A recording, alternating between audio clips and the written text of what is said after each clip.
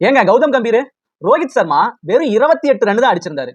ரோஹித் சர்மாக்கெல்லாம் இந்தியாவோட கேப்டன் அப்படின்னு சொல்றதுக்கு தகுதி இருக்குதா அப்படின்னு ஒரு பிரஸ் மீட்ல பிரஸ்ஸுங்கெல்லாம் கௌதம் கம்பீர்கிட்ட கொஸ்டின் கேட்டாங்க.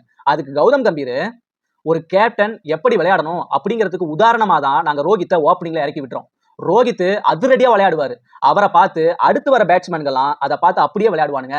அதனாலதான் ரோஹித்தை நாங்க ஓப்பனிங்ல இறக்கி விட்டுறோம் அப்படின்னு சொல்லியிருந்தாரு. ரெண்டாவது, இந்த துபாயில நீங்க இந்தியா பிராக்டிஸ் எடுக்கிறீங்க. மத்த டீம் எல்லாம் வெளியே தான் பிராக்டிஸ் எடுக்கிறாங்க.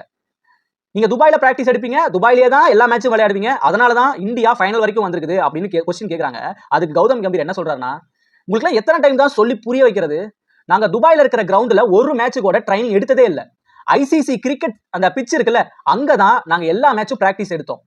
குழந்தைங்களை கூட சொல்லி புரிய வச்சிடலாம். ஆனா உங்களுக்கு எல்லாம் புரிய வைக்கவே முடியாது. அதுவும் பாகிஸ்தான் டீமுக்குலாம் சுத்தமா புரிய வைக்கவே முடியாது அப்படின்னு ரெண்டாவது கொஸ்டின் பதில் சொல்றாரு. மூணாவதா, உங்க இந்தியால 5 ஸ்பின்னரை வச்சிருக்கீங்க, எதுக்குங்க அப்படின்னு கொஸ்டின் கேக்குறாங்க. அந்த 5 ஸ்பின்னர்ல 3 ஸ்பின்னர் ஆல்ரவுண்டர், பாலும் போடுவானுங்க, பேட்டிங்கும் சூப்பரா விளையாடுவானுங்க. மக்கள் சொல்றதெல்லாம் பார்த்துட்டு இந்த கௌதம் கம்பீர் பயப்பட மாட்டேன்.